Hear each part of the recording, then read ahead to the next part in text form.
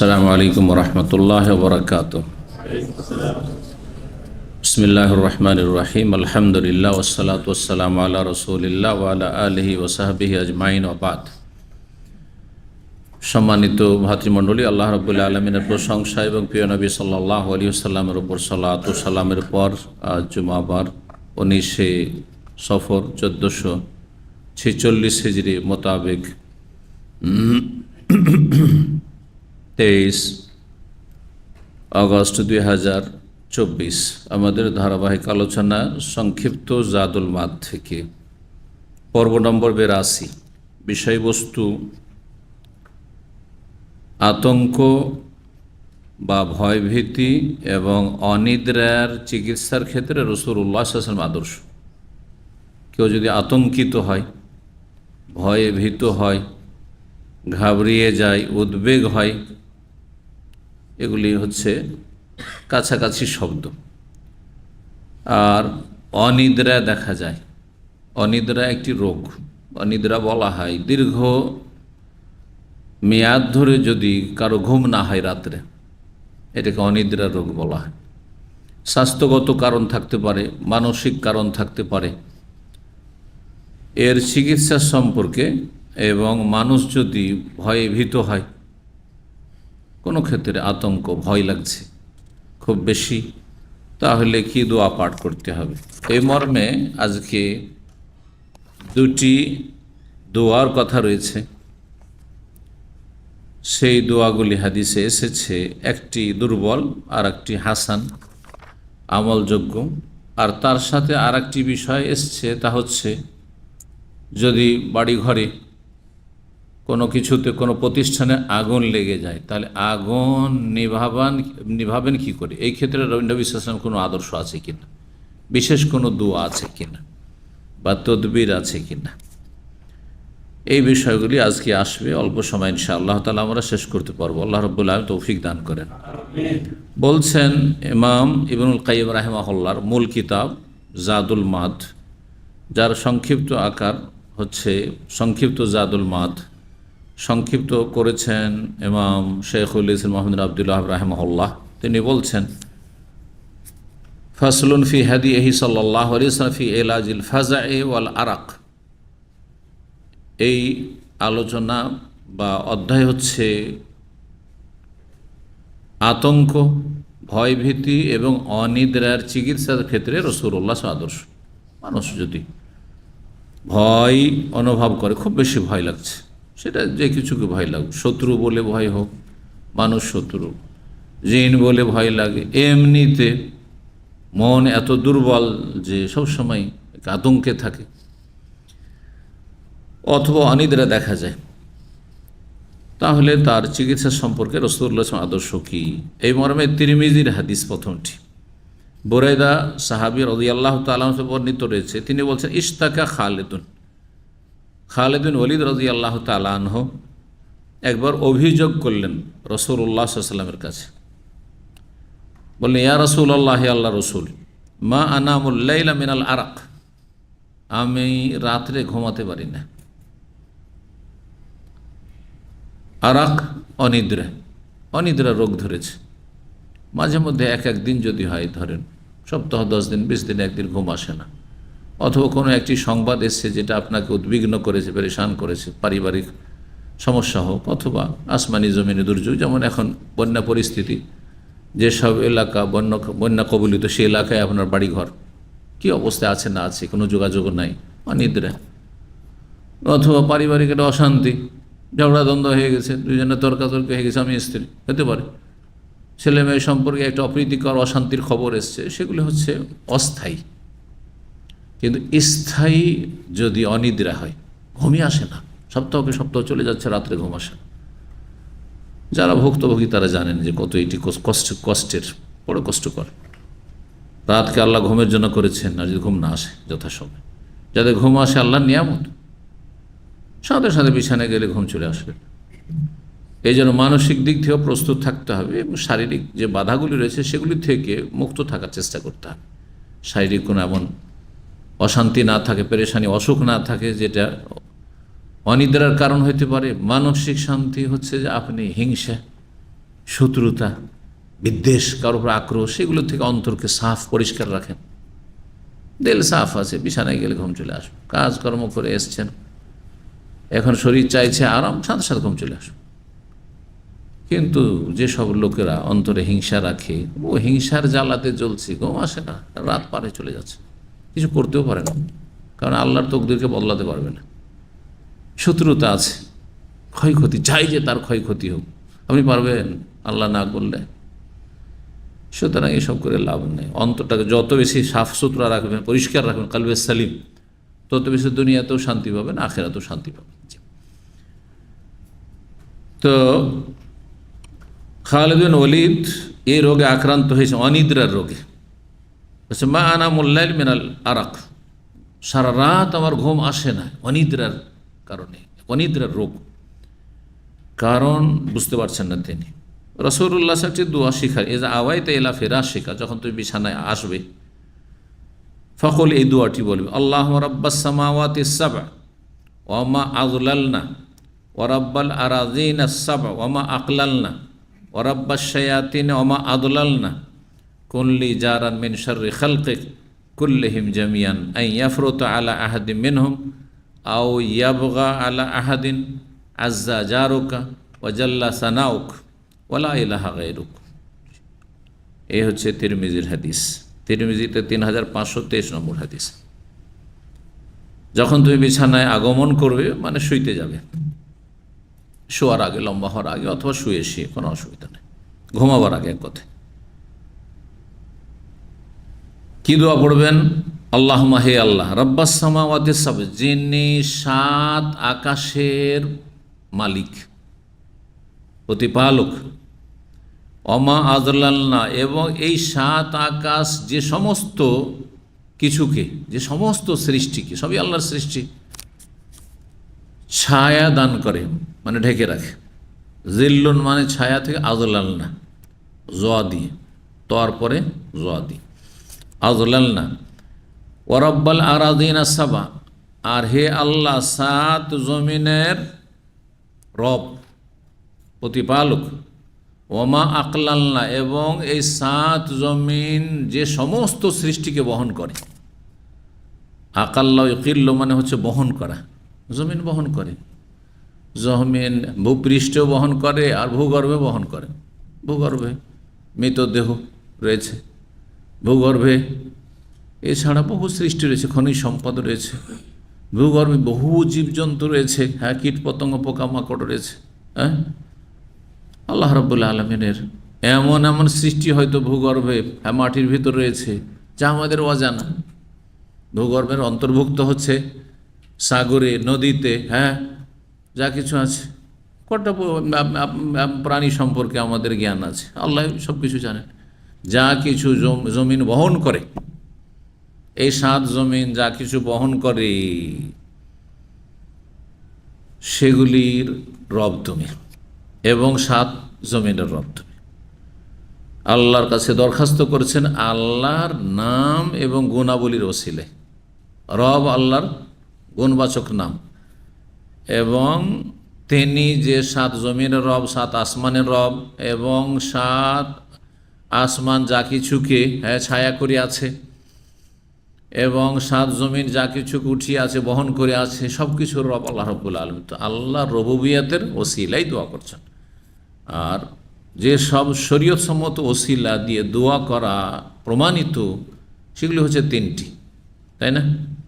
তার একটি হচ্ছে আল্লাহর নাম এবং সিফাত, আসমা সিফাতের ওসিলা, নাম গুণাবলীর ওসিলায়। আল্লাহ তুমি রব, আল্লাহ তুমি গফফার গফুর, আল্লাহ তুমি রাহিম রহমান, আল্লাহ তুমি সমস্ত কিছুর মালিক, হ্যাঁ, তুমি রিজিক দাতা, আমার রিজিককে প্রশস্ত করো, তুমি মুশকিলকে সহজকারী, রোগীকে আরোগ্য দানকারী। এগুলি আল্লাহর সিফাত, আল্লাহর গুণাবলী, এগুলির মাধ্যমে আল্লাহর কাছে দোয়া করা। এখানে যেন আল্লাহর রুবুবিয়ত এবং আল্লাহর আসমা সিফাতের ওসিলায় দোয়া রয়েছে। ওয়ারাব্বাশ শায়াতিন, এবং তুমি শয়তানেরও প্রতিপালক। শয়তানকে আল্লাহ সৃষ্টি করেন, জিন শয়তান, যেগুলো বদ প্রকৃতির জিন, সেগুলি হচ্ছে শয়তান, জিন শয়তান। মানুষ শয়তান, জিন শয়তান, সব কিছু আল্লাহ সৃষ্টি করেছেন, ভালো মন্দ সব আল্লাহ সৃষ্টি করেছেন। আল্লাহর সৃষ্টিকে কেন্দ্র করে সব কিছুই করলেন, কারণ সেগুলিতেও রহস্য আছে। আমার আপনার জন্য ক্ষতিকর সেটা ভিন্ন বিষয়। এই জন্য যেসব ক্ষতিকর আল্লাহর সৃষ্টি রয়েছে, সাপ রয়েছে, বিচ্ছু রয়েছে, আর বিভিন্ন হিংস্র পশু রয়েছে, মানব জাতি কেন্দ্রিক যদি ধরেন তো এগুলো সৃষ্টি করে লাভ কি? আমাদের তো ক্ষতি করেছে এগুলো, তাই না? কিন্তু সৃষ্টিকর্তা কেন্দ্রিক যদি চিন্তা করেন, আল্লাহর দিকে লক্ষ্য করে, যিনি সৃষ্টিকর্তা তার দিকে লক্ষ্য করে যদি চিন্তা করেন, তাহলে তিনি হাকিম, প্রজ্ঞাবান। তিনি জানেন যে এগুলোতে কি হেকমত রয়েছে, তত্ত্ব রয়েছে, রহস্য রয়েছে। এই জন্য আমরা জানি আর না জানি, আমাদের জ্ঞান একেবারে সীমিত। সুতরাং আল্লাহ রাব্বুল যে কোনো সৃষ্টিতে কি রয়েছে? উপকারিতা রয়েছে, রহস্য রয়েছে, ফায়দা রয়েছে, সেটা আমাদের জ্ঞানের আওতাভুক্ত না। জ্ঞান সেখানে পর্যন্ত পৌঁছে না, মেনে নিতে হবে যে আল্লাহর নাম হাকিম। তো হে আল্লাহ, যিনি শয়তানের রব, সমস্ত শয়তান, মানুষ জিন শয়তানের রব, প্রতিপালক। ওমা আদল্লাহ, তাদেরকেও আল্লাহ রিজিক দিচ্ছেন না? তাদের হায়াত, মত, তাদের রিজিক সব কিছুর মালিক আল্লাহ।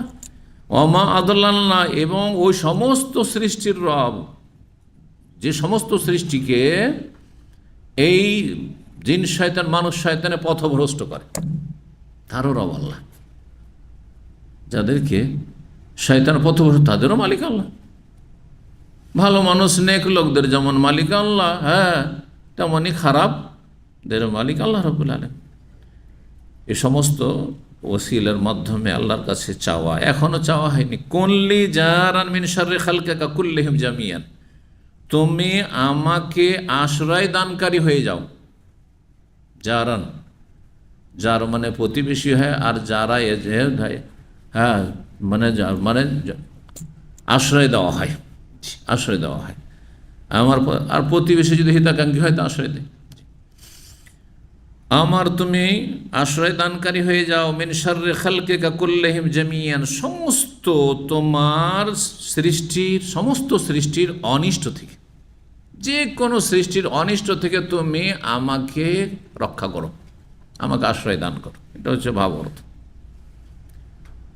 এমনকি নিজের অনিষ্ট থেকেও আশ্রয় কামনা শিখিয়েছেন নবী সাল্লাল্লাহু আলাইহি ওয়াসাল্লাম সুন্নতি খুতবায়।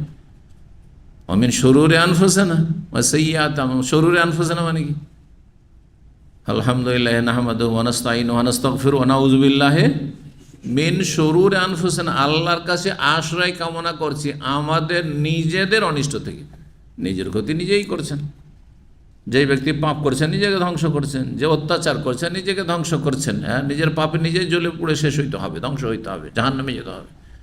তারপর অনেক সময় নিজের ক্ষতি নিজেই করে দিচ্ছেন আপনি। এমন কিছু খারাপ আচরণ করলেন স্ত্রীর সাথে, স্ত্রীর অন্তর থেকে বেরিয়ে গেলেন, একবারে অন্তর এমন ঘৃণা হয়ে গেল যে স্ত্রী আপনার জীবনের জন্য কাল হয়ে গেল, হয়তো প্রাণ নাশের কারণ হলো, হয় না?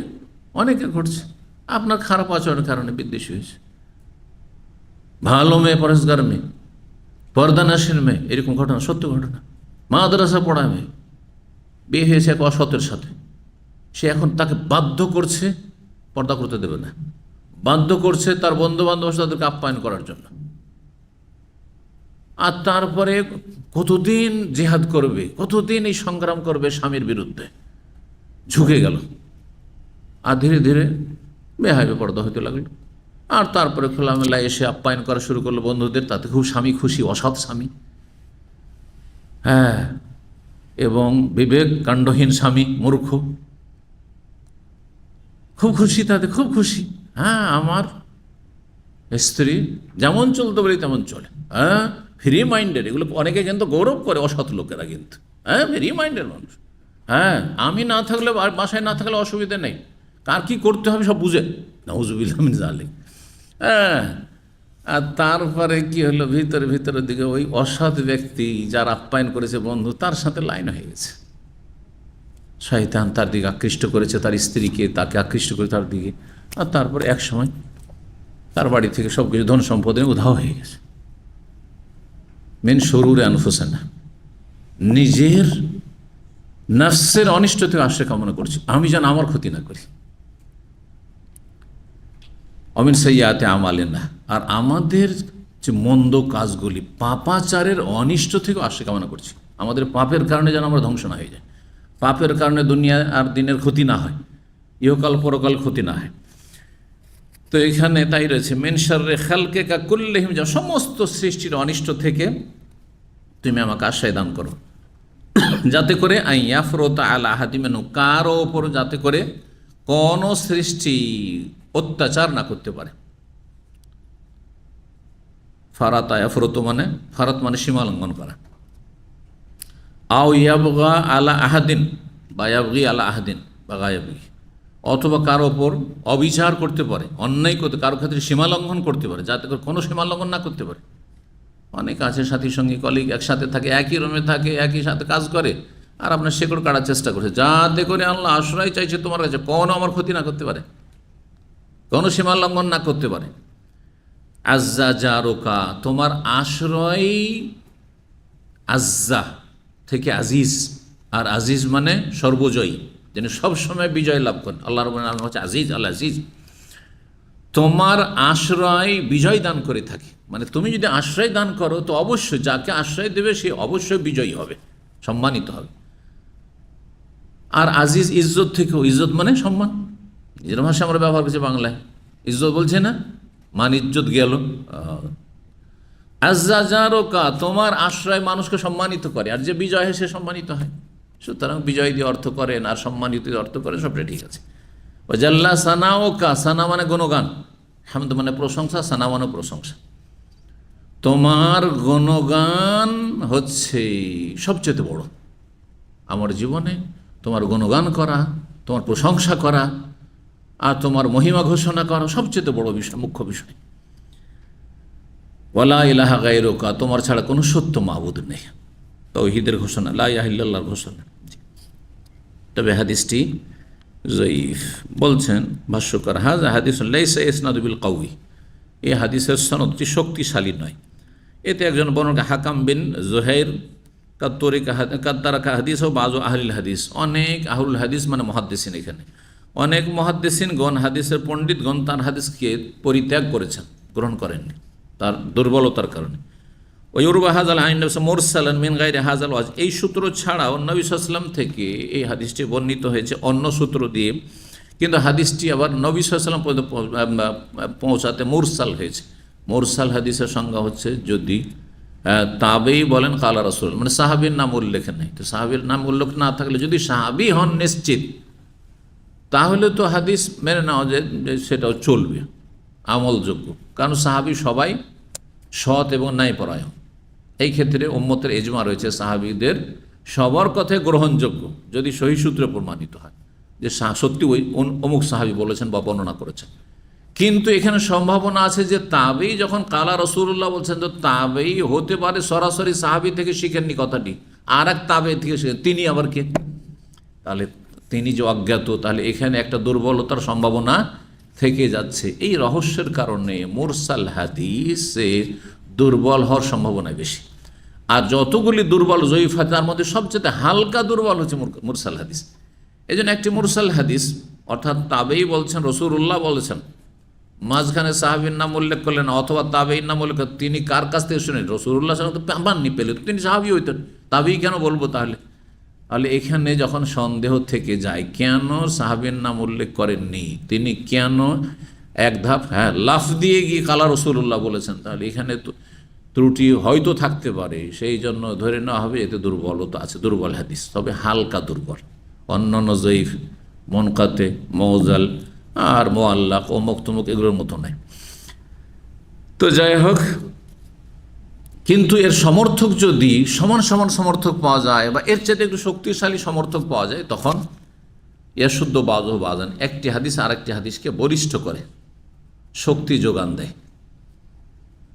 যেমন দুইজন এখানে দুর্বল ক্ষীণ মানুষ আছে বা দুটো বাচ্চা আছে, একজন 40 কিলো উঠে তো আরেকজন 40 কিলো, কিন্তু যদি বলে তুমি একাই 80 কিলো উঠা পারবে না, কিন্তু 40 কিলো উঠিয়ে নেবে বা 30 কিলো উঠিয়ে নেবে, তাই না? তা দুইজন মিলে যখন ওঠাবে আর বোঝাটা 60 কিলো, তাহলে দুইজন মিলে কিন্তু উঠিয়ে নেবে দুই দিক থেকে ধরলে, বুঝতে পারছেন না? আমি হাদিস যে সহি জয়ীফ, কোনোটা কি হয়, সমর্থক হাদিস পাওয়া গেলে বিভিন্ন সূত্র আধার শক্তিশালী হয়, এই জন্য হাসান লে গাইরি হয়ে, আর কোনোটা আবার হয় না। এর উদাহরণ খুব সহজে বোঝানো যায় এরকমভাবে। কিন্তু যে দুটো এমন ক্ষীণ যে উঠতে পারে না, বসতে পারে না, চলতে পারে না, ও 10 কিলো উঠাইতে হিমশিম খাবে। ওই দুইজন, হ্যাঁ 12 বছর 13 বছর বয়স, দুইজন মিলে 80 কিলো উঠানো তোমাদের কোনো ব্যাপার? উঠাও। বলছে আমি নিজেই তো চলতে পারি না, কি উঠাবো? বোঝা গেছে?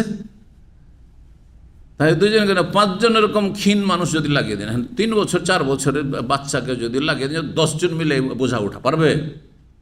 পারবে না। 30-40 কিলো বোঝা উঠাতে পারবে না। ঠিক ওই রকম যেগুলো বেশি জয়ীফ হাদিস, সেগুলি 100টি সনদ থেকে আসলে কোনো কাজ হবে না। এবার বোঝা গেছে? তাহলে এটা এমন একটা সাবজেক্ট, বড় সূক্ষ্ম সাবজেক্ট, যে কোন হাদিসগুলি হালকা জয়ীফ, যে একটি আর একটি সমর্থক হয়ে আপনাকে আমলযোগ্য বানাইতে পারে, সর্বনিম্ন মকবুল হাসান লে গাইরি হইতে পারে।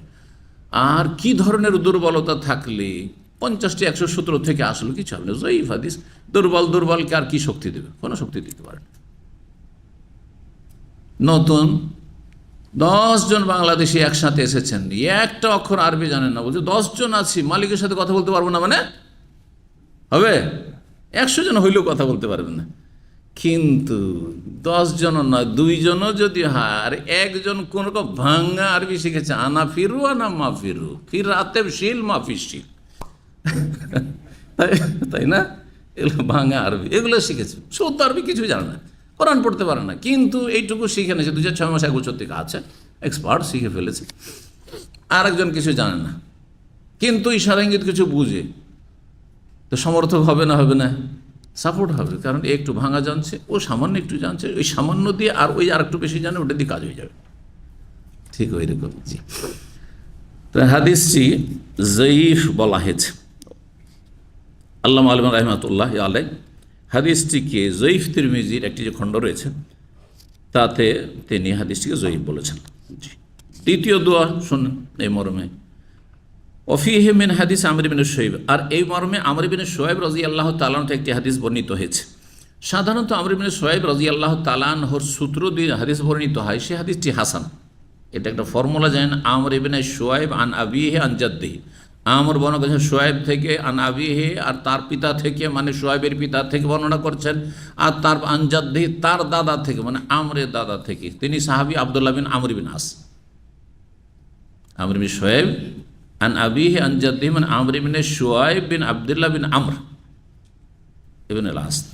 আব্দুল্লাহ বিন আমর বিন আস বাপ বেটা দুজনেই সাহাবী, আব্দুল্লাহ সাহাবী আর আমর বিন আসও সাহাবী, যে মিশরের গভর্নর ছিলেন। তো এই সূত্রটির সম্পর্কে মুহাদ্দিসদের ইখতিলাফ আছে। কেউ কেউ বলছেন না, আমর ইবনে শুআয়বের যত হাদিস রয়েছে সব দুর্বল, এটা একটি মন্তব্য। কিন্তু দেখা গেছে অধিকাংশ হাদিসগুলিতে যে হাদিস কমপক্ষে হাসান, আমলযোগ্য। তো এই হাদিসটি হাসান। কি কানা রাসূলুল্লাহ সাল্লাল্লাহু আলাইহি ওয়াসাল্লাম ইউআল্লিমুহু মিনাল ফাজা, রাসূলুল্লাহ সাল্লাল্লাহু আলাইহি ওয়াসাল্লাম মানুষকে ভয়ভীতির সময় বা আতঙ্কের সময় শিখাতেন। আতঙ্কিত হলে, উদ্বিগ্ন হলে, পেরেশান হয়ে গেছে ভয়ে হয়তো, তো তুমি তোমার পেরেশানি দূর করার জন্য, আতঙ্ক অনেক সময় হয় মারাত্মক ভয়ঙ্কর স্বপ্ন দেখলে, ভয়ঙ্কর স্বপ্ন দেখছেন, ঘুমের অবস্থায় সাপ আপনাকে পেঁচিয়ে ধরেছে, আর হঠাৎ করে ঘুম ভেঙেছে, থরথর থরথর করে কাঁপছেন, ঘুম ভাঙার পরেও কাঁপুই থামছে না, হয় না? হয় না? দেখছেন গলা টিপে ধরেছে, দুশ্মন এসে, যার সাথে ঝগড়া দ্বন্দ্ব চলছে, একবার গলা টিপে ধরেছে, মেরে ফেলে দিবে। হ্যাঁ, আর ঘুম ভাঙার পরে থরথর থরথর করে কাঁপছে, সত্যি যেন মনে হয় যে সত্যি আসলে কিন্তু আমাকে মারছিল, সাপে দংশন করছে।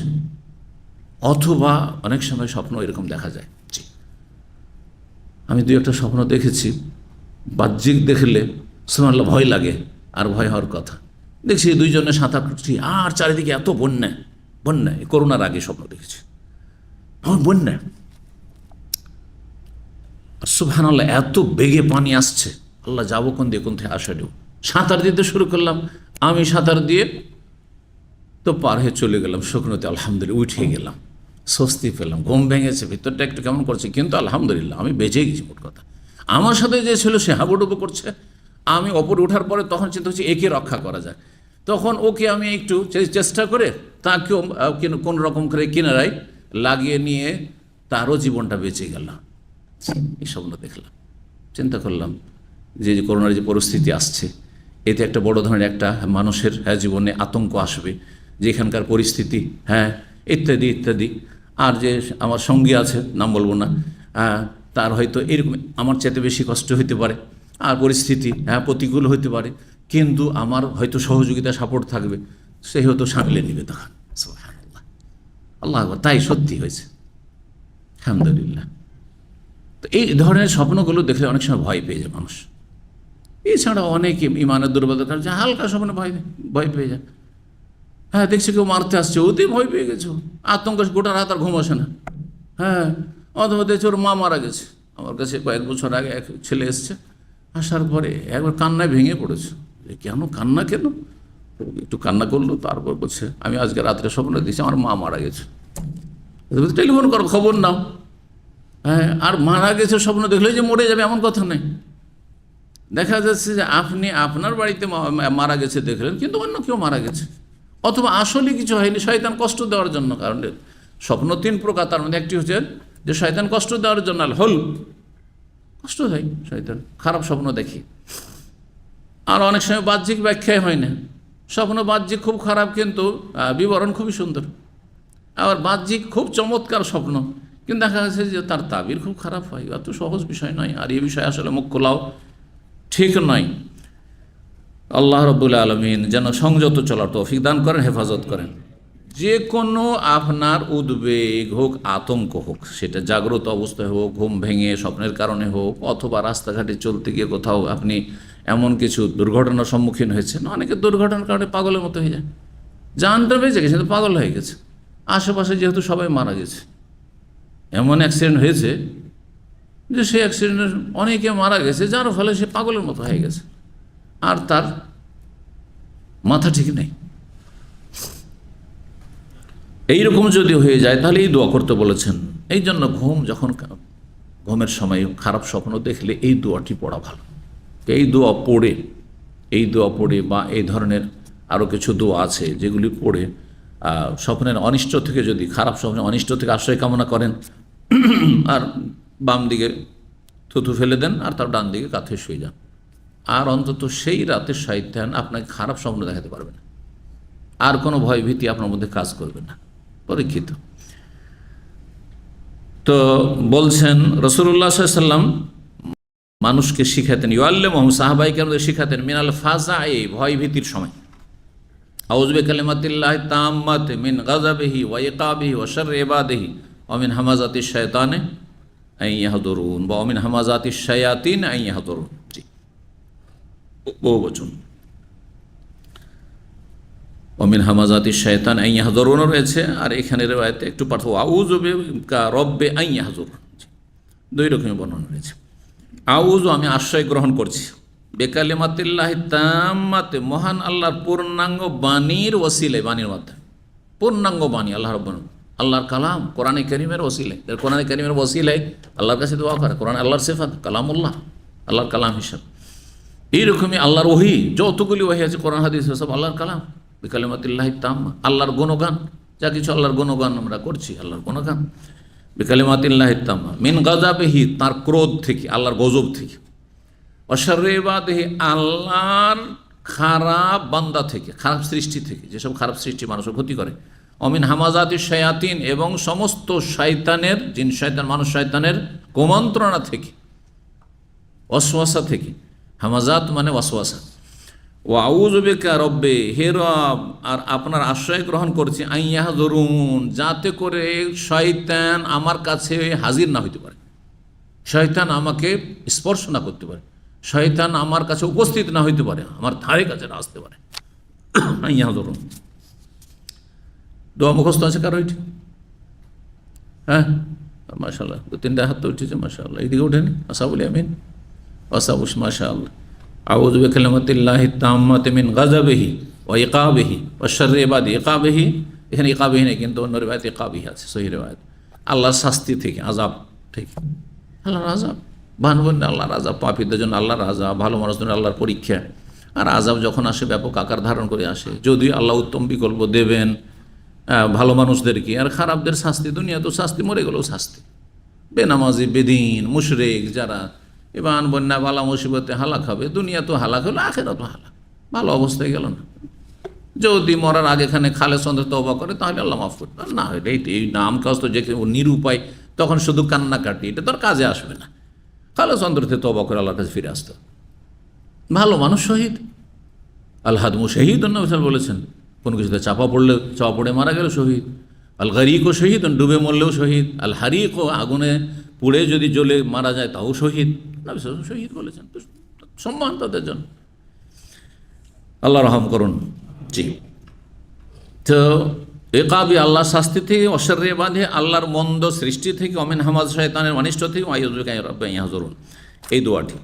ওয়াকান আবদুল্লাহ বিন আমর বিন আস, আবদুল্লাহ বিন আমর বিন আস, তিনি হাদিসের যেহেতু বর্ণনাকারী, কারণ আমর বিন শোয়েবের বাপের দাদা, তো তিনি কি করতেন, ইউআল্লিমুহুন্না, বাচ্চাদেরকে এটা শিখাইতেন। কাকে শিখাইতেন? মান আকিলা মিন বানিহি, তার ছেলেদের বা ছেলে মেয়েদের মধ্যে, সন্তানদের মধ্যে যারা বুঝবান, মানে বোধ শক্তি হয়েছে, বুঝতে পারছে যে এই দোয়াটা মুখস্থ করো। সবাইকে তো আর বলা যায় না, এটা 5 বছর বাচ্চা তো মুখস্থ করাইলে হবে না, সেটা ব্যতিক্রম, কখনো হয়তো করছে খেলাধুলার ছলে। কিন্তু যদি ধরেন 7 বছর 8 বছর হয়ে গেছে, কারণ আন্তর্জাতিক গবেষণার মাধ্যমে ক্লাস 1-এর বয়স হচ্ছে 6 বছর। 6 বছরে না ঢুকলে ক্লাস 1-এ ভর্তি এলাও নয়, কিন্তু এটা সৌদি আরবে 6 বছরে 3 মাসের বেশি যদি কম থাকে, তো আর 1 বছর আপনার বাচ্চাকে বয়সে তবুও অ্যাডমিশন হবে না। প্রাইভেট জায়গাতে কেউ মান্থলি পয়সা পাবে সেজন্য নিয়ে নিচ্ছে, সেটাও তার কোনো না, নিয়ম নীতিমালা না। তাহলে তারা অবশ্যই একটা গবেষণা চালিয়েছে কচি কাচাদের ওপর। অনেক কিন্তু 3 বছর 4 বছর বাচ্চা, আমার ছেলে খুব দুষ্ট, আমার ইচ্ছা খুব আলেম বানাবো, কি করে এখন থেকে শিখাবো? আরে ভাই, এটা শেখার বয়স হয়নি, আপনি খেলাধুলা করতে দেন। খেলাধুলার মাধ্যমে কিছু দোয়া সোরা মুখস্থ করাতে পারছেন, আলহামদুলিল্লাহ, পারলে ভালো, শুনে মুখস্থ না হলে কোনো অসুবিধা নেই। ওকে 5 বছর পর্যন্ত ফ্রি ছেড়ে দেন, 6 বছরে গেলে তারপরে তখন। এই জন্য 7 বছর থেকে চলো নামাজ পড়ি, তার মানে এখন থেকে একটু করে দোয়াও শেখাচ্ছেন, নামাজ পড়াচ্ছেন, সাথে নিয়ে যাচ্ছেন, চাপ দেওয়া নেই। তারপরে 7, 8, 9, 10, 3-4 বছর, 3-4 বছরে নামাজে দোয়া সোরা শিখবে না, অবশ্যই শিখবে। তারপর এখন চাপ দেন, পড়তে হবে। এখনও ফরজ হয়নি, কিন্তু এখনও ফরজ হয়নি, যতক্ষণ সাবালিকা না হয়েছে। তো যাই হোক, কী করতেন, যারা বুঝবান ছেলে মেয়ে সন্তান তাদেরকে তিনি শিখাতেন যে মুখস্থ করো, তালিম দিতেন। অমাল্লাম ইয়াকিল, আর যারা বুঝবান নয়, একেবারে কচি, কাতাবাহু, তাদের জন্য লিখে দিতেন। একটা এখন সেই যুগের যে সব কিছুতে লেখা হতো, একটা হালকা পাথরে লেখা হতো, পাথরও লেখা চলতো সেই যুগে। আর লেখা হইতো, হ্যাঁ, গাছের বাকলে লেখা হইতো, বাকল বুঝান তো গাছের, হ্যাঁ, গাছের ছাল। আর লেখা হইতো কিসে? চামড়ায় লেখানো হইতো, চামড়ায় লেখা হইতো, চামড়া বেশি সুরক্ষিত থাকতো, পাথর সুরক্ষিত থাকতো, লেখা হইতো, লিখে দিতেন। ফাআল্লাকাহু আলী, তারপরে গলাতে ঝুলিয়ে দিতেন, গলাতে ঝুলিয়ে। এখন গলাতে ঝুলাতেন, প্রথম কথা হাদিসটি সহিহ না জয়ীফ, এটা একটা প্রশ্ন, 1 নম্বর। 2 নম্বর কথা, যদি জয়ীফ হয় তাহলে আর এখান থেকে ঝামেলা শেষ। আর আসলে এইটুকু শেষটুকু হাদিস জয়ীফ। এখান পর্যন্ত দোয়া আইয়াহ দরুন পর্যন্ত যে দোয়াটি রয়েছে, এটি হচ্ছে হাসান, আমলযোগ্য। কিন্তু আবদুল্লাহ বিন আমর কি করতেন, যারা বুঝবান বাচ্চা তাদেরকে তালিম দিতেন, এই দোয়াটি মুখস্থ করাতেন। আর যারা অত বুঝে না, হ্যাঁ, তাদেরকে কি করতেন, গলাতে ঝুলিয়ে দিতেন। এই শেষ অংশটুকু, এটুকু সহি নয়। আল্লামা আলবানী রাহিমাহুল্লাহ বলছেন, হাসানুন দুনা কাউলিহি, এই হাদিসটি হাসান, মানে আমলযোগ্য। তবে এই কথাটি ছাড়া, কোন কথাটি ছাড়া? ওয়াকান আবদুল্লাহ বিন আমর ইউআল্লিমুহুন্না, আবদুল্লাহ বিন আমরের আমল, যে তিনি বাচ্চাদের মধ্যে যারা বুঝবান তাদেরকে তালিম দিতেন, সে মুখস্থ করাতেন এটি।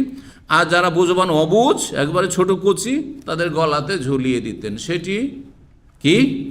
জয়ীফ, সিলসিলা সহিহা 264 নম্বর হাদিস। সহি হাদিসের যে সিরিজ আল্লামা আলবানীর কয়েকটি খণ্ডে রয়েছে, তার 264 নম্বর হাদিস। তাহলে হাদিস এইটুকু, শেষ অংশটুকু জয়ীফ, যেটা দিয়ে তাবিজ আল্লাহরা দলিল পেশ করে। দেখো তিরমিজিতে হাদিস আছে, আর সেই হাদিসটি আপনার মধ্যে আবু দাউদে আছে, মুসনাদ আহমদ আছে, তিরমিজি মুসনাদ হাকিমে আছে। 3893 নম্বর আবু দাউদের হাদিস, আর তিরমিজি 3528 নম্বর হাদিস। হাদিসের যে দুয়ার অংশটুকু এটুকু হচ্ছে সহি হাসান আমলযোগ্য, আর যেটুকু তাবিজের মতো করে লিখে গলায় ঝুলিয়ে দিতেন যারা তাবিজওয়ালা দলিলে পেশ করে, আমাদের দেওবন্দি বেরলভি যত দেশের আমাদের তাবিজওয়ালারা আছে, এরা কিন্তু এটাকে একবার খুব শক্ত দলিল কিসে আছে, তা আবার কত বেশি, তার তিরমিজি বলে না, বলে যে সহি সেহাসিত্তাত আছে, 6টি হাদিসই তাদেরকে সহি। বুখারী মুসলিম যে সহি ওইটা আবার ও নিজেরাও বুঝে না, অন্যকে বুঝাই না। তিরমিজিতে আছে হাদিস আর জয়ী বলছে। আমাদের দেশে আলেমার এক সময়, আজকে তো 30-40 বছর আগে, আরে তিরমিজির হাদিস কেন জয়ী বলে দিচ্ছে? তিরমিজিতে হাজারের বেশি হাদিস জয়ী আছে, কয়েকটা জালও হাদিস আছে, একবার মনকার আপত্তিকর হাদিস রয়েছে, অত্যন্ত দুর্বল বাতিল হাদিসও রয়েছে, কিন্তু অধিকাংশগুলি সহি, অধিকাংশ সহি। 6টি কিতাব গুরুত্বপূর্ণ এই জন্য যে 6টি কিতাবের অধিকাংশ হাদিস সহি, তার মধ্যে 2টি বুখারী মুসলিমের সবগুলি হাদিস সহি, কিন্তু এই বিষয়গুলি তো জানেও না। তো যার ফলে মানুষকে বিভ্রান্ত করার জন্য এই অস্ত্রটা যথেষ্ট, যে তিরমিজির হাদিস এরা মানে না। দেখো তিরমিজির হাদিসে তাবিজের কথা আছে, হাদিস হচ্ছে জয়ীফ, এটাই বুঝে না, অবুঝ আলেম সমাজ, এই সব বিদাতি সমাজের আলেমরা। 2 নম্বর কথা, গলায় যে ঝুলিয়ে দিতেন, এটা তাবিজ আত্মরক্ষার জন্য না শিক্ষা দেওয়ার জন্য, মুখস্থ করাবার জন্য? এইটাও একটা কথা। ধৈরেই নিলাম যে হাদিসটা ধরেন আমলযোগ্য, এবং সেটা তারপরে নবী সাল্লাল্লাহু আলাইহি ওয়াসাল্লাম আমল না, কার আমল? একজন সাহাবীর আমল। অন্য সাহাবীর এটা করেন, বরং ইবনে মাসুদ, যেই আব্দুল্লাহ বিন মাসুদের কথা রফায়দান করব না, আর মেলা সুন্নত করে না হানাফি মাযহাবে, তারা একবারে জোরে সরে এই দলিল পেশ করে, আব্দুল্লাহ বিন মাসুদ সিনিয়র সাহাবী, তিনি রফায়দান একবারই শুধু করেছেন। ওইখানে রফায়দান না করার ক্ষেত্রে আব্দুল্লাহ বিন মাসুদ বড় ইমাম হয়ে গেলেন, বড় সাহাবী হয়ে গেলেন, আর আসলেই বিশিষ্ট সাহাবী। কিন্তু এইখানে করে আবার ইবনে মাসুদ শক্তভাবে নিষেধ করতেন তাবিজ ঝুলাইতে, সেইটা কেন মানেন না? কথা বোঝা গেছে না? সুবিধাবাদী। তো যে ঝুলাতেন কিসের জন্য? যে ঠিক আছে এই বাচ্চা একবার কচি বাচ্চা, 3 বছর 4 বছরে, এদের গলায় ঝুলিয়ে দিয়ে, গলায় থাকলে ওদেরও মনে থাকবে, দেখি কি লেখা আছে, ও দেখে মুখস্থ করে নিবে। কারণ আমরা ছোটোকালে, আমি নিজের কথা বলছি, অনেকগুলি সূরা আর আয়াত ইমামের পেছনে শুনে শুনে মুখস্থ করেছি। এখন আমার আয়াতুল কুরসি, সূরা ফাতিহা, ছোট্ট সূরাগুলি কোনোদিন কোরআন নিয়ে আর আম্মা পাড়া নিয়ে বৈশা মুখস্থ করিনি। ওই ছোটো থেকে যে নামাজ আব্বার নিয়ে গেছেন, শুনে শুনে মুখস্থ। তারপর সূরা হাশরের 3 আয়াত শুনে শুনে মুখস্থ, কারণ আমাদের সেটা 5 সপ্তাহ নদী প্রায় পড়া হয়, এইগুলো মুখস্থ। সূরা কাফের প্রথম রুকু আহলে হাদিস মসজিদে ওরা পড়বেই আমাদের দেশে, কারণ একটা হাদিসে যেহেতু আছে সেই জন্য। কিন্তু আরব দেশে ওইভাবে আমল নেই, আরও বলে আমরা অন্যভাবে বুঝছেন। এটা দিয়ে ওয়াজ করা, বোঝানো, আখিরাতের কথা স্মরণ করানো। কিন্তু আমাদের দেশের আহলে হাদিস মনে করে যে না, সূরা কাফ নবী সাল্লাল্লাহু আলাইহি ওয়াসাল্লাম প্রত্যেক খুতবা পড়তেন, সুতরাং পড়তে হবে। তো পড়তে হবে তো গোটাই সূরা পড়তে হবে, তারপরে 1 রুকু কেন? এরকম 3 ভাগের 1 ভাগ সুন্নাত কেন? আমি আহলে হাদিস ভাইদেরকে বলছি যে আমাদের দেশে আমরাও ছোটোকাল থেকে এটাই শিখেছি যে ইন্নাল হামদুলিল্লাহ নাহমাদুহু ওয়া নাস্তাইনুহু পড়ার পরে কাফুল কোরআনিল মাজিদ বাল আজিবু আনজাহুম মুনযিরুম মিনহু ফাকাল কাফ হাযা শাইউন আজিব, কদ্দুর পর্যন্ত 1 রুকুর শেষ পর্যন্ত ফি লাবসিন মিন খালকিন জাদীদ ওয়া লাকাদ খালাকনা ইনসানা আনা মা তুওয়াসওয়িসু বিনাফসিহি পড়ানো হয়নি। ইয ইয়াতালাক্কাল মুতালাক্কিয়ানে কখনো কেউ পড়ে না, কোনো ক্ষতি পড়ে না। তো এই যে সুন্নতগুলিকে আসলে আমরা অসম্পূর্ণ করে বুঝেছি। সূরা কাফ পড়া মানে সুন্নাত, যে গোটাটা তো পারলাম না, তো চলো একটু তো পড়ি, একটা রুকু তো পড়ি। এইরকমই জুমাবারে সূরা সেজদা পুরা তো পড়বে না, কারণ ওই 3 পৃষ্ঠা তো আর ছাড়বেও না, বলছে 1 রুকু দিয়ে নামাজ পড়ি, কখনো শুরু থেকে কখনো শেষ দিক থেকে। আর সূরা দাহার 2 রুকু পুরোটা পড়বে না, 2 পৃষ্ঠা, তখন শেষ দিক থেকে না শুরু থেকে কিছুটা তো পড়লো। ও সে নাই মামার কানা মামাই ভালো, তাই না? আধা সুন্নত পালন করলো। সুন্নত পালন, পুরো সুন্নত পালন করেন। সুন্নত আপনি আংশিক সূরা সেজদার, সূরা দার, জুমাবারে ফজরে পড়বেন, এটা সুন্নত পালন হইল না, পুরা সূরাগুলি পড়তে হবে। তাহলে মুক্তাদিদেরকে আপনি প্রস্তুত করেন যে হ্যাঁ লম্বা সূরা পড়ব, জি, যেমন হচ্ছে এখন মসজিদে হারামে হচ্ছে, মসজিদে নববীতে হচ্ছে, অধিকাংশ জুমার দিনে ফজর আর সলাতে এই 2টো সূরা পড়া হচ্ছে। কিন্তু অন্য অন্য জায়গায় বড় ঘাটতি, যে বছরকে বছর চলে যাচ্ছে, এর উপর আমল হচ্ছে না, এটাও ঠিক নয়। আবার যাই হোক, আজান হতে যাচ্ছে, আমাদের শেষ করতে হবে। তো হাদিসটি জয়ীফ 1 নম্বর। আর যদি ধরে না হয়, যে ধরেই নেই যে তিরমিজির হাদিস, তো সেটা কিসের জন্য? আত্মরক্ষার জন্য নয়, তাবিজ হিসাবে নয়, সেটা বাচ্চা যাতে মুখস্থ করানো সহজ হয়। গলাতে ঝুলছে, যেমন আমরা ছোটোকালে সিলেট আর পেন্সিল দিই, সিলেট নিয়ে সবসময় খেলাধুলা হচ্ছে, এগুলি আমাদের খেলনা ছিল, খেলাধুলা হচ্ছে আর লেখাপড়াও হচ্ছে। তারপরে আগুন লাগার হাদিস, আগুন লাগলে তকবীর। ওয়াইউজ করবেন হাদিস আমর ইবনে শুআয়ব রাদিয়াল্লাহু তাআলা হাদিসে উল্লেখ করা হয়েছে মারফু, মানে নবী সাল্লাল্লাহু আলাইহি ওয়াসাল্লাম থেকে বর্ণিত, কিন্তু হাদিস সহিহ নয়। এদা রাআইতুমুল হারিকা ফাকাব্বিরু, বলছেন রাসূলুল্লাহ সাল্লাল্লাহু আলাইহি ওয়াসাল্লাম যেন, যে যখন তোমরা কোথাও দেখবে যে আগুন লেগেছে, তখন তোমরা তাকবীর পাঠ করো, আল্লাহু আকবার, আল্লাহু আকবার। এই জন্য এর উপর আমল করে নাকি আমাদের দেশে ঝড় তুফানের সময় আজান দেওয়া শুরু করে, আল্লাহু আকবার। আল্লাহু আকবার যদি বলেন বালা মুসিবতের সময়, তাকবীর পাঠ করলে শয়তান পালায়, এই হাদিসগুলি সহিহ আছে। তো এখান থেকে তাহলে তাকবীর আছে, কিন্তু আজান দাও কোত্থেকে আসলে? দেখেছেন না, দেখেন না আপনারা? ছোটকালে দেখতাম যখন রাত্রের অন্ধকারে ঝড় তুফান শুরু হয়েছে, আল্লাহু আকবার, চারিদিকে আজান, আর গোটা গ্রামে আজান আর আজান চলছে, আজান।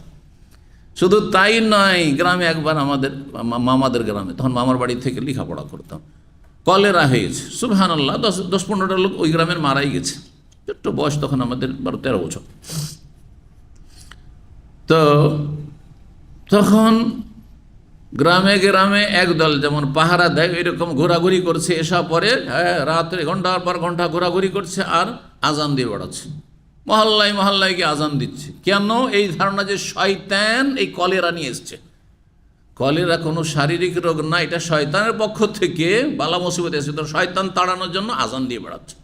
এগুলো বিদআত, আসলে বিদআত, অজ্ঞতার কারণে। আহলে হাদিস গ্রাম ছিল, কিন্তু ওই হানাফিদের মধ্যে বিদআত হয়েছে। আমাদের দেশে গ্রামে গঞ্জে অনেক আহলে হাদিসের মধ্যে বহু বিদআত এরকম থেকে গেছে। আলেম ওলামারা যেখানে গিয়েছে আর সহি কথা প্রচার করেছে, সেখানে আলহামদুলিল্লাহ এখন একটা সোশ্যাল মিডিয়ার মাধ্যমে অনেক জায়গায় দাওয়াত পৌঁছেছে, আলহামদুলিল্লাহ সংশোধন অনেক হয়েছে। তো যাই হোক, নবী সাল্লাল্লাহু আলাইহি ওয়াসাল্লাম কি বলছেন যেন, যে যখন আগুন দেখবে, কোথাও আগুন লেগেছে, ফাক্কাব্বির, তকবীর পাঠ করো। কেন? ফাইন্না তাকবীরা ইউতফিহু, তকবীর আগুনকে নিভিয়ে দেয়। হাদিস ইমাম ইবনুস সুন্নি, ইমাম নাসাইর বিশিষ্ট ছাত্র মুহাদ্দিস, তিনি বর্ণনা করেছেন 289 নম্বর হাদিস, 292 দুই জায়গায় এসছে। আর এছাড়াও বেশ কিছু হাদিসের কিতাবাতে এসছে। এই হাদিসে কাসেম বিন আবদুল্লাহ বিন ওমর বিন হাফস বিন আসেম আল আমরি আছেন, তিনি মাত্র পরিত্যক্ত বর্ণনাকারী, আমি বলছি পরিত্যক্ত বর্ণনাকারীর হাদিস বর্ণনা করা জায়েজ নয়, এবং দলিল মোটেই জায়েজ নয়, অত্যন্ত দুর্বল, অতরূপ।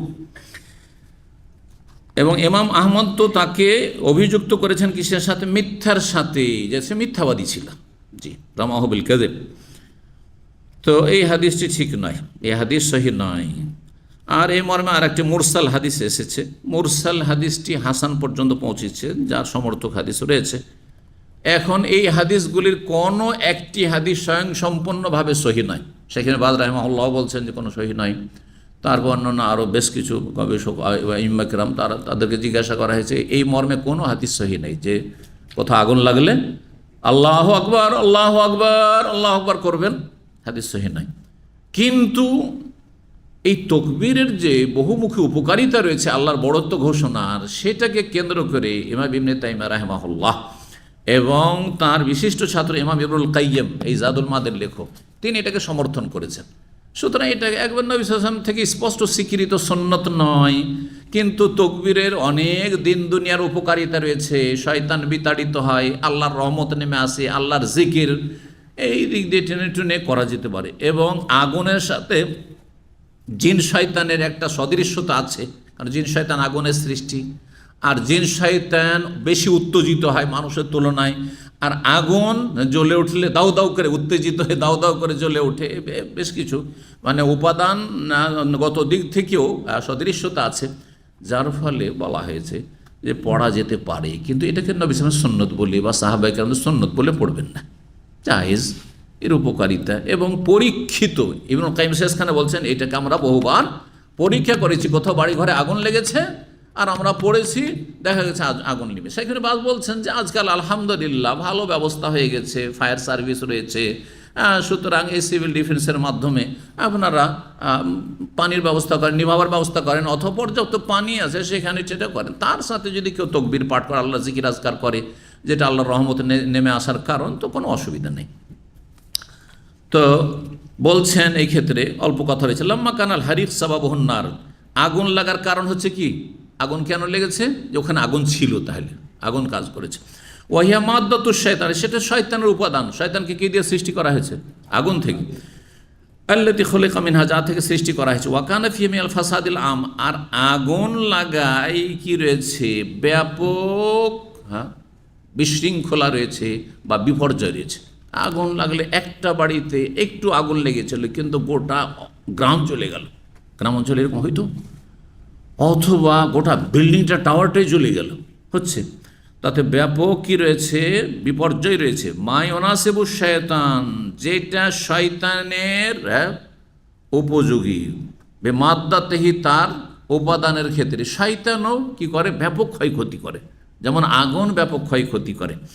অফেলহু বেমাদ্দাতি অফেলি, শয়তানের উপাদান এবং শয়তানের কর্মকাণ্ডের সাথে কিসের মিল রয়েছে, আগুনের মিল রয়েছে। আগুনও বড় ধরনের বিপর্যয় সৃষ্টি করে, আর শয়তানের কর্মকাণ্ড মানুষের মধ্যে বিপর্যয় সৃষ্টি করে। একটা ভালো মানুষকে একবারে জাহান্নামী বানিয়ে দিল, নিকৃষ্ট নাস্তিক বানিয়ে দিল, মুশরিক বানিয়ে দিল, বেদিন বানিয়ে দিল, পাপিষ্ঠ বানিয়ে দিল, শয়তান করছে। কানালি শয়তান আয়ানাতুল্লাহ, সুতরাং শয়তানের কোথাও আগুন লাগানোর ক্ষেত্রে সাহায্য সহযোগিতা অবশ্যই আছে। তাহলে শয়তান তানফিজ, শয়তান তার বাস্তবায়ন করে থাকে। ওয়াকানাতিন নারু তাতলু বিতাবিআল উলু ওয়াল ফাসাদ, আর আগুনের মধ্যে প্রাকৃতিকভাবে কি রয়েছে, উদ্ধত রয়েছে, আগুন দাউ দাউ করে উপরে জ্বলে ওঠে, আর ফাসাদ এবং কি রয়েছে, বিপর্যয় রয়েছে। আর এই দুটোই বৈশিষ্ট্য হচ্ছে অহংকার প্রদর্শন করা আর বিশৃঙ্খলা সৃষ্টি করাই হচ্ছে কার কাজ, শয়তানের কাজ। ওয়াহাজানিল আমরান, এই দুটো কাজ, ওহমাল অলু ওফিল আফিল আরজ ওয়াল ফাসাদ, পৃথিবীতে উদ্ধত প্রকাশ করা, অহংকার করা এবং ফাসাদ সৃষ্টি করা। হোমা হাদিউস শয়তান, এটি হচ্ছে শয়তানের চরিত্র। ওয়াইলাইহিমা ইয়াদু, আর এইদিকে শয়তান আহ্বান করে যে মানুষও অশান্তি সৃষ্টি করুক।